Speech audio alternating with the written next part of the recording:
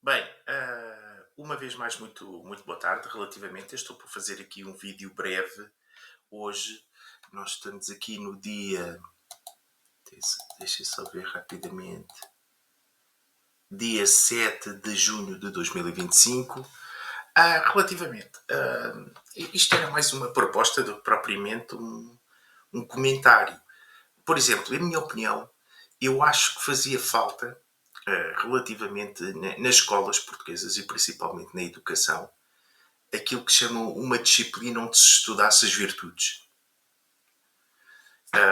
E todas as virtudes, desde o mundo clássico, passando pelo período cristão, até aos nossos tempos, à modernidade.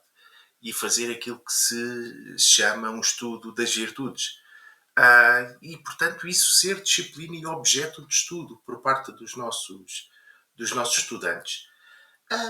Porquê? Porque, para mim, em minha opinião, seria a maneira mais fácil que existe de dar aos alunos e às crianças e aos jovens aquilo que são os devidos instrumentos que pudessem mudar a vida de uma pessoa, não é?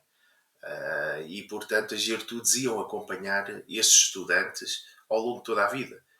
E, portanto, eu seria a favor de uma disciplina nas escolas e uma disciplina que existisse praticamente todos os anos, de estudo das virtudes.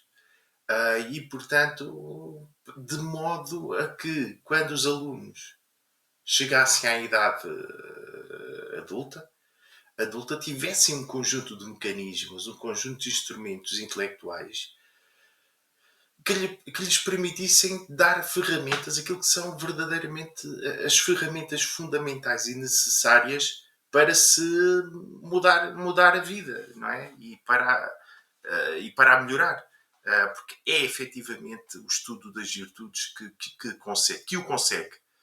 E não muitas vezes ter o chamado mental coaching ou ter um psicólogo ou comprar um livro de autoajuda ou ir ao YouTube e ouvir os influencers que com um ou dois cliques acham que mudam a vida de uma pessoa.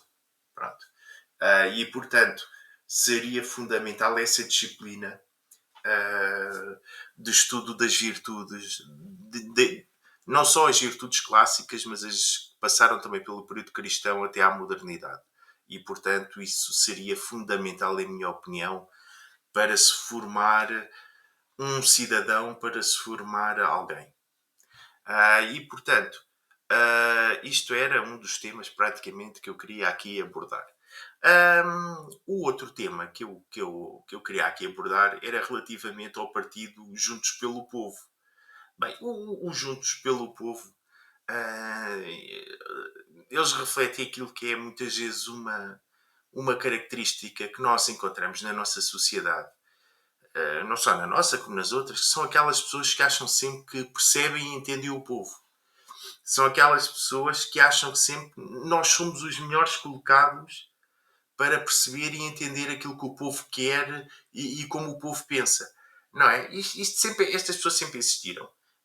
No fundo, são pequenos demagogos, não é? São pequenos tiranos, não é? Que depois escondem na realidade as suas opiniões pessoais e o seu querer pessoal e a sua vontade pessoal por detrás dessa abstração que é o povo, não é? O povo, quando decide, que é nas urnas, no voto, é aí que, em livre vontade, não é? Decide quem são os governantes que quer.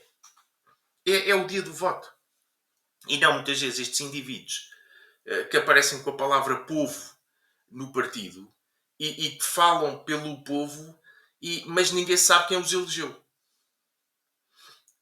E portanto, ah, isto é uma coisa curiosa porque normalmente a demagogia é grande nestas pessoas, não é? Elas acham sempre que são os melhores intérpretes do querer do povo, não é? Mas depois na realidade aquilo que fazem é precisamente muitas vezes esconder as suas opiniões pessoais e a sua vontade pessoal e os seus ódios e as suas antipatias por trás desta abstração, dessa palavra abstrata povo, não é? Mas que depois ninguém pergunta verdadeiramente ao povo aquilo que ele quer, não é? E aquilo que ele quer escolher. E estas pessoas, normalmente, que aparecem sempre a falar pelo povo, por norma, não foram legitimadas para nada. Não foram escolhidas para nada. Elas autoelegeram-se elas próprias, denominam-se de intérpretes do povo, do querer do povo, mas depois, na realidade, o que escolhem são as suas ambições pessoais e o seu querer pessoal. E, portanto, isto é a demagogia que nós temos na nossa sociedade. E estes pequenos tiranos, não é? E, portanto, eu espero sinceramente as melhoras. Eu já não vou perder muito tempo com esses partidos, porque acho que são partidos de esquerda, não é? São partidos cuja natureza não parece que seja uma natureza democrática. E, portanto, são aquelas pessoas que olham sempre para os políticos como corruptos, como afastados do povo, da população, não é? E elas então aparecem e elas sim representam aquilo que é o verdadeiro querer do povo, as pessoas puras, que não se corrompem, etc, etc. Isto é uma linga-linga, e é assim que na maior parte dos sítios estes partidos com esta natureza pensam. E, portanto, sinceramente, espero as melhoras do nosso sistema político-partidário, merece bem melhor. Mais um partido de esquerda para o Parlamento. Sendo assim, eu hoje vou ficar por aqui. O comentário não ia ser muito longo, iria ser breve, iria ser mais focado nas virtudes, que eu entendo que é fundamental o seu estudo, fundamental e essencial. Sendo assim, muito obrigado pela vossa disponibilidade mais uma vez. A continuação de uma boa tarde. Muito obrigado.